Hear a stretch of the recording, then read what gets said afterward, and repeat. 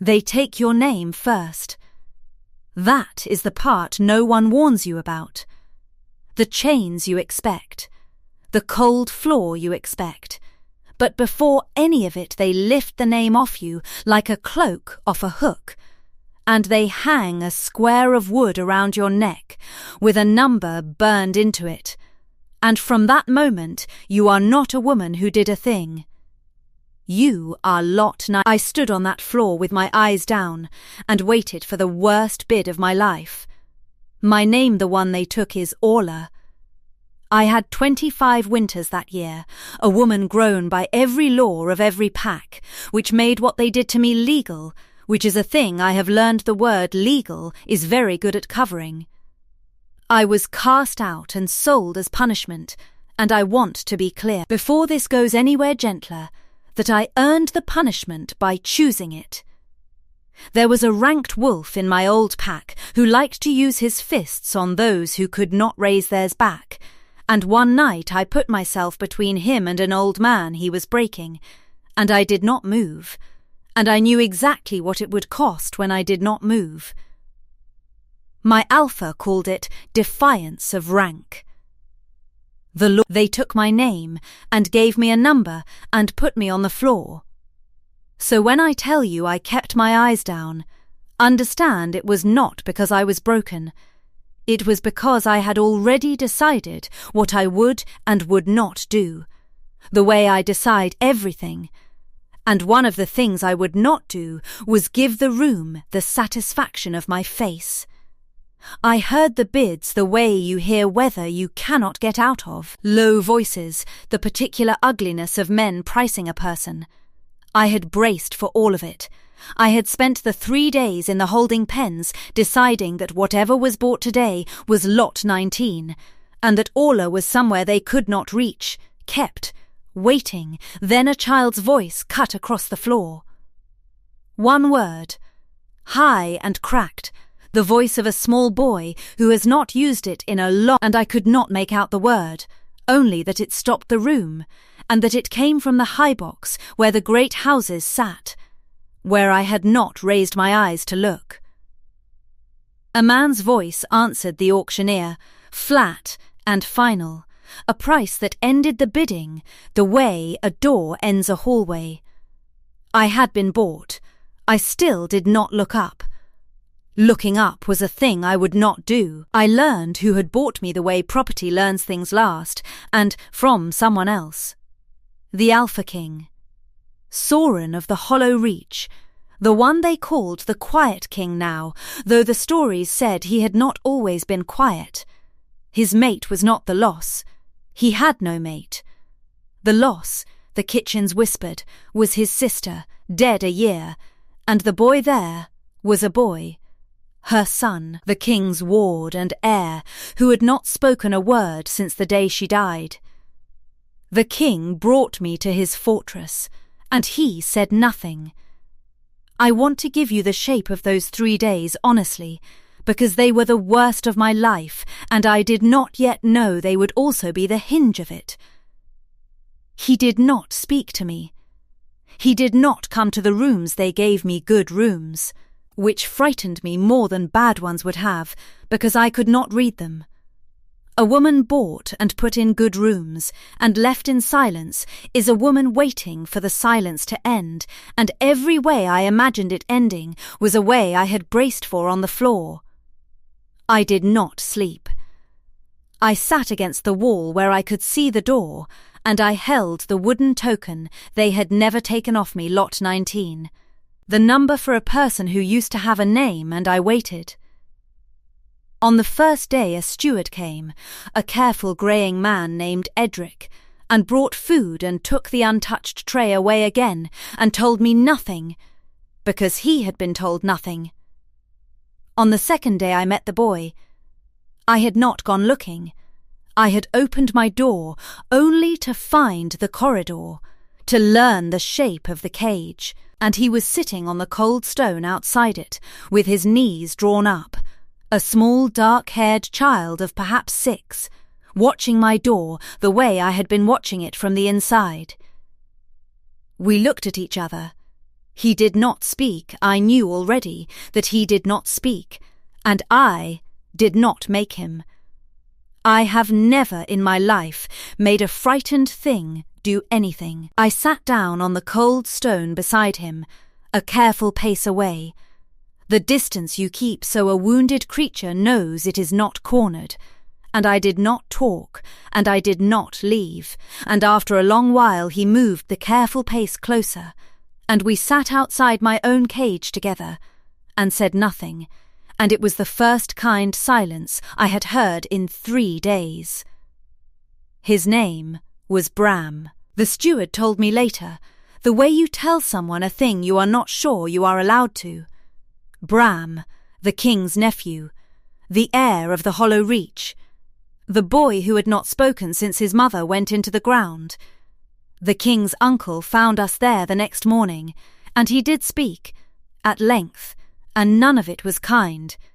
Lord Asmund was the king's father's brother, a smooth, heavy man with a voice built for councils and a way of looking at a person that totalled them up and found them wanting. He looked at me on the stone beside the heir, and he totalled me up a cast out, a number, a punishment someone had paid coin for, and he turned to Edric as though I were furniture that had wandered out of place. The king has lost his judgment along with his sister, Asmund said, and now there is a sold woman sitting in the dirt beside the heir of the Reach. The boy needs proper keeping, not this. He let his eyes come back to me, and he smiled, and it was the smile of a man who has already won and is only being gracious about it. I will speak to the council. A king who buys his grief at auction cannot be trusted to raise the future of the pack. We will see the child properly placed. Bram's hand found my sleeve and closed on it. He did not look at his uncle. He looked at the stone. I did not say anything to Asmund, because I had nothing to spend and a great deal to lose, and because I had learned on the floor that silence you choose is the last thing they cannot take. But I moved my arm so the boy's grip was easier to keep, and I let Asmund see me do it, and that was the first move I made in a war I did not yet know I had entered. On the 3rd day, the king finally came. It was evening. I was at the window with the token in my hand, when the door opened. Without a knock, a king does not knock, and he stood in it. And I made myself rise and keep my eyes down, because Lot 19 kept her eyes down, and I had 3 days of practice. "Look at me," he said. I had braced for every sentence but that one. I looked. If you have ever waited 3 days for the worst thing, and had it not come, had something else come instead, something you had no armour for, because you had spent all your armour on the wrong door, then you know the particular vertigo of that moment. Stay with me, because what he said next is the whole story, and I have never told it the same way twice. If a story about being handed back to yourself by the last person you expected is the kind of thing you stay for, take a breath and subscribe before he speaks, because I am about to, and I would rather you were here for it. Now, he looked at me for a long moment, the quiet king, grief sitting on him like a weather no season changes. And then he said, "What is your name?" Not a number, not Lot 19. My name. The thing no one on that floor had asked, because you do not ask a thing its name. You ask a person. It broke something in me that I had spent 3 days bracing into iron, and the iron was the wrong shape for the question, and it simply gave. "Orla," I said. My own name in my own mouth for the first time since they took it. "My name is Orla." "Orla," he said it carefully. "The way you handle a thing you have been told is fragile." Then he said the second thing, and the second thing put me back together in a shape I did not recognize and have never since put down. "You are not bought. I did not buy a woman. I paid coin to take you off that floor, and the coin is mine, and the choice is yours, and the door of this fortress is not locked and never was. You owe me nothing. You may go in the morning, with papers of free passage, and enough to start again, and no one in 3 kingdoms will touch you, because they will know whose name freed you. His jaw moved. I should have said it the first hour. I did not have the words. I have not had many words, for I am sorry it cost you 3 days of fear to hear a thing I should have said at the door. I stood in the wreck of all my bracing, and I did the only thing left to do, which was tell the truth. Then, why? I said.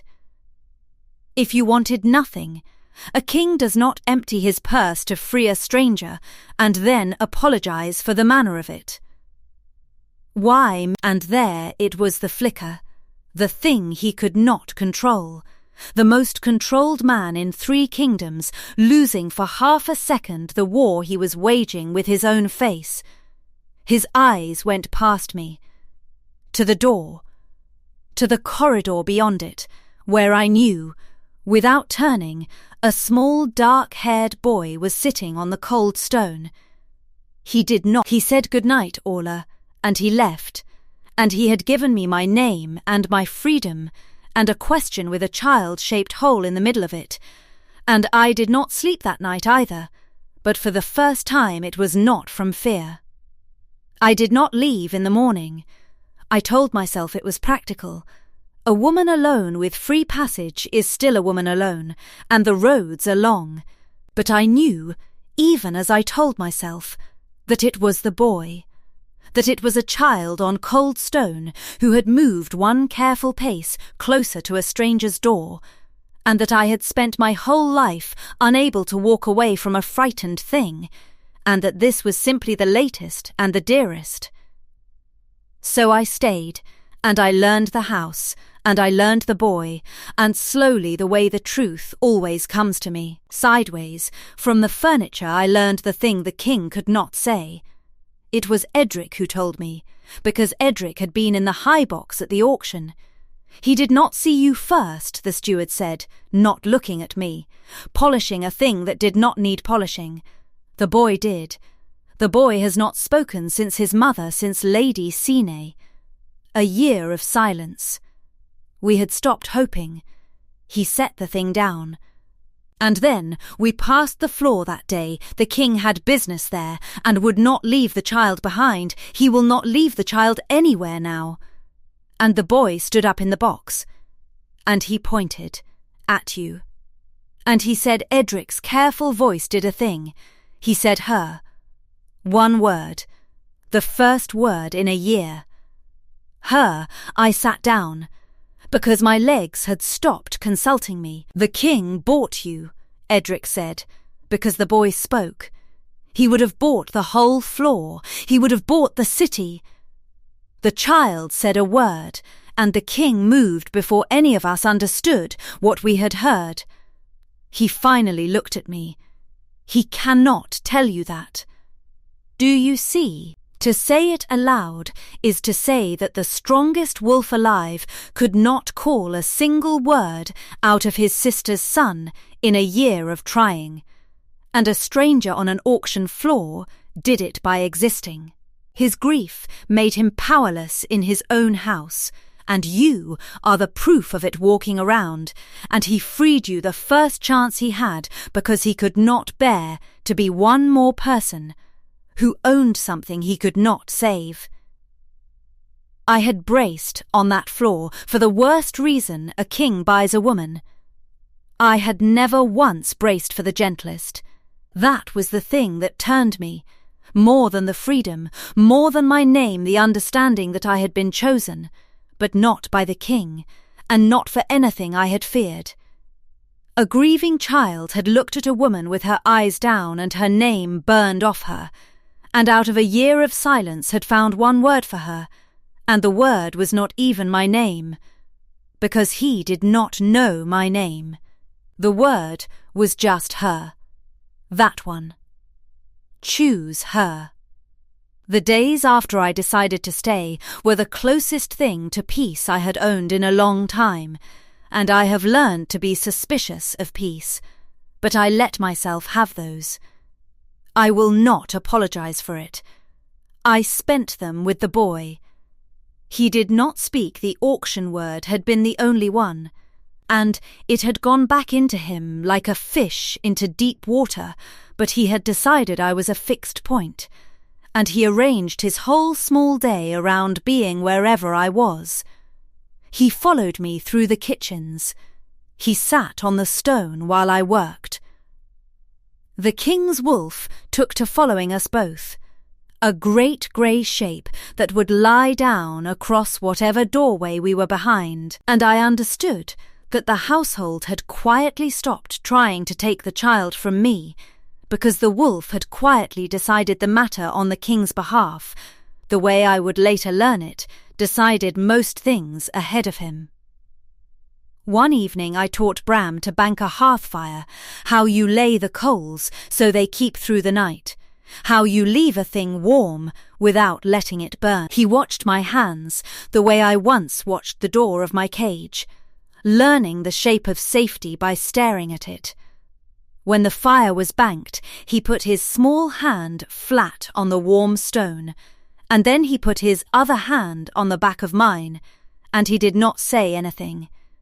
But he did not need to. I had spent 3 days as a number. I knew exactly what it was worth. A hand laid on yours by someone who has no words and gives you the gesture instead. The king was in the doorway. I do not know how long he had been there. He has not let anyone teach him anything in a year, Soren said. He did not come in. He held the doorframe the way he held everything, carefully, as though it might come apart. He used to follow his mother through the kitchens. She let him think he was helping. He is helping, I said. He banked half of that himself. Something moved across the king's face that I had not seen it do, the beginning of a thing I would not have a word for until much later. When I understood that I was watching a man remember how to be glad, he looked at his sister's son with his hand on the back of mine in the firelight, and his jaw did the thing it did when the quiet was costing him. "You have free passage," he said.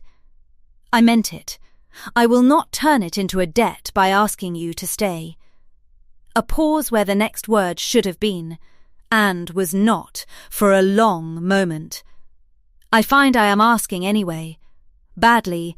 I am asking very badly. I have not asked anyone for anything in a year, and I have lost the trick of it. I know, I said. The boy's hand was warm on mine. The fire was banked. The door was open behind the king, the way the doors in that house had started to stay. I am not very good at being asked, either. We can be bad at it together. He did not cross the room. He did not take my hand off the boy's. He would not have, I think, for anything. He only stood in his open door and looked at the two of us by the warm hearth as though we were a fire he was learning he was allowed to stand near, and he said, "Good night, Orla," and the name still landed every time, and I let it. That was the peace. I had a handful of evenings of it before his uncle took it apart. The king's uncle moved against us on a grey morning at the turning of the season, and he moved well, because he had been moving the whole time and I had been too busy being put back together to count his steps. Asmund called the council. He had the law on his side, or enough of it an old provision that the wardship of an heir could be challenged if the guardian was shown unfit, and he had built his case the way patient, cruel men build cases, out of true things arranged to lie. A king drowned in grief, a king who would not leave the child's side and yet could not make the child speak, a king who had emptied his purse at a slave auction on a whim and installed a cast-out punishment in the rooms beside the heir, each thing true. The shape they made together, a knife, and he had saved the worst of it for the council floor, in front of the gathered houses, because Asmund understood what I had learned on a different floor, that a room decides things it has witnessed and cannot unwitness them. "Let us simply see," Asmund said, "smooth as oil, whether the king is well enough to keep what he claims to keep." And he turned to Bram, who stood close at my side, and he said, with a gentleness more violent than any blow, "Come to your uncle, child, away from the sold woman. Come and show the counsel you are cared for." He reached for the boy.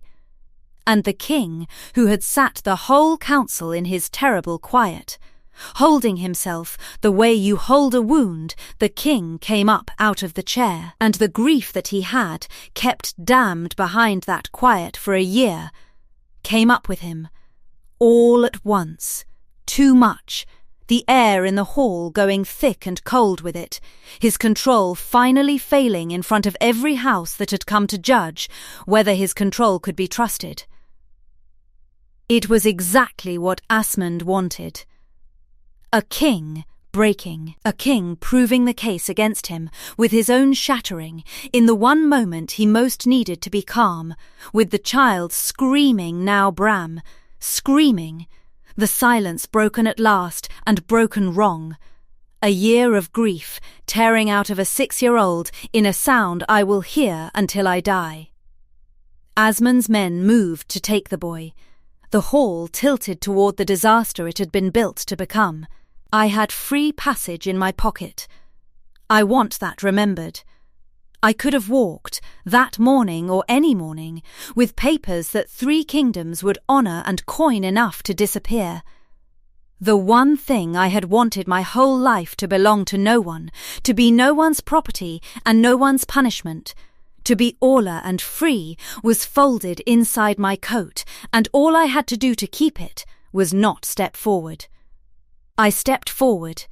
I put myself between Asmund's men and the boy, and I did not raise my hands, the way I had not raised them once before, and I let them take hold of me, and I did not yield, and over the grip of 2 warriors on a cast-out woman, I said the only thing I had, in the quiet voice you use on frightened things, to the most frightened thing in that hall, who was not the child, Soren, his name, not his title.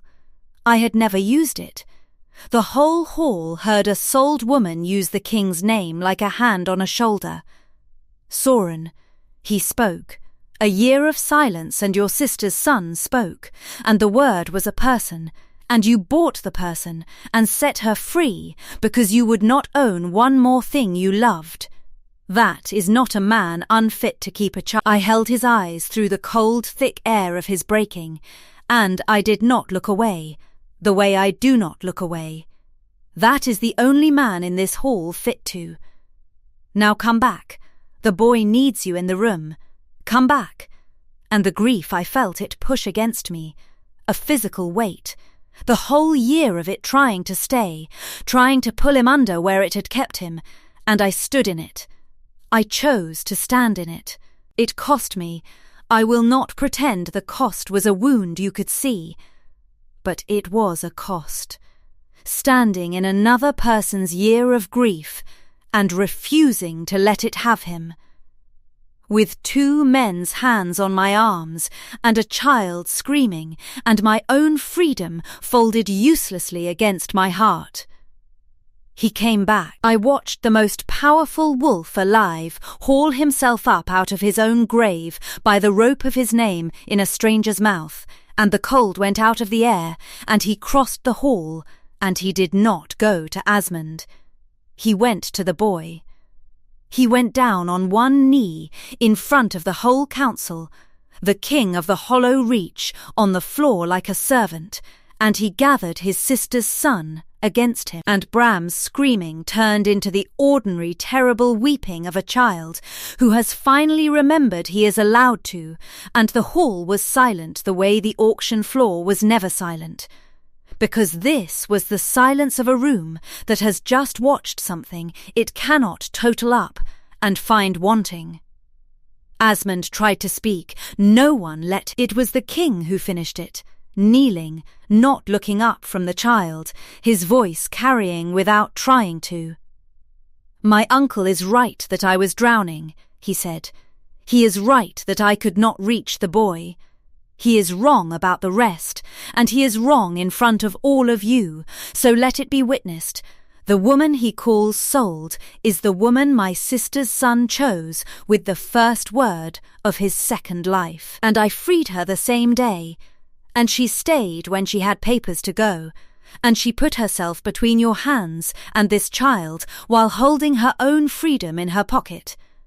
He looked up then, at Asmund, and the quiet in him was not grief any more. "You came to show the council a king who could not keep what mattered. Instead, you have shown them the one person in 3 kingdoms I would trust to. Thank you for that. Now get out of my hall." They put Asmund out past the western marches, stripped of his seat on the council and his claim to anything, which is the law's cold mercy, and the houses that had come to judge a broken king went home having witnessed a different thing, and a witnessed thing cannot be unwitnessed. There were whispers. There are always whispers. A king who kneels, a Luna who came off an auction floor the reach chewed on it for a season. Let them chew. I have been called worse than Luna by smaller people. I did not say I would be Luna. No one asked me, in the hall. But that night the king came to the rooms that were no longer a cage, and he did not knock. And then this is the only soft thing I will give you, because it is the only one that matters. He stopped himself, and he knocked, on his own fortress, because a man who has just learnt the difference between keeping and owning learns it all the way down. I opened the door.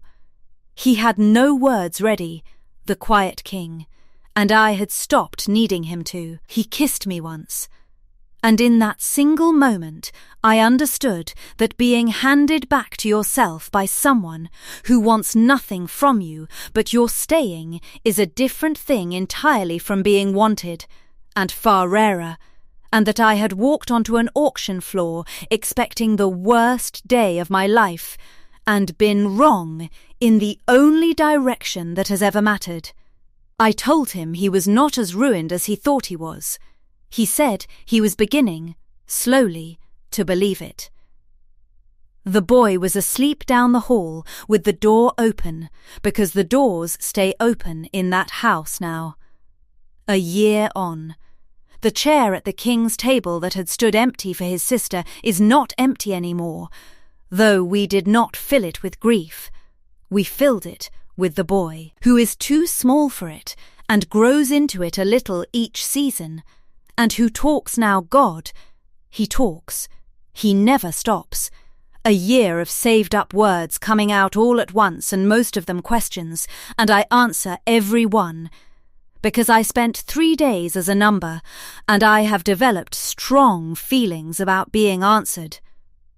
Soren walks the garden again. His sister planted it, and he had not been able to go into it for a year, and now we go most evenings, the 3 of us, and he tells me about Scene, and his voice does not break the way it used to, and I think she would have liked that a sold woman is the one who got him back into her roses. Because the stories say she had a sense of humour the king has only lately started to recover. I burned the token. Lot 918, the wooden square they hung on me in place of a name. I did it myself, in the garden hearth, and Soren watched and did not say the heavy thing he wanted to say. And Bram asked what it was, and I told him it was an old name I did not need any more. And he nodded the way children nod at the genuinely understood. And then he said my name, Orla, just to say it. The way he says everything now, like words are a thing he is making up for lost time on, and I decided that was the only naming ceremony I would ever require. So tell me, did you think, when he bought her and said nothing, that you knew where it was going? Did you brace for the worst right alongside me? Or did you see the child's word coming? Come down to the comments and tell me where you're listening from tonight. I read every one, because I know exactly what it is to be a voice no one answers, and I do not intend to be on that side of it ever again. If a story about being handed back your own name is the kind you stay for, subscribe and stay close. There is always another door left open here, and always someone learning the difference between keeping a thing and loving it. Until the next one, leave the door open.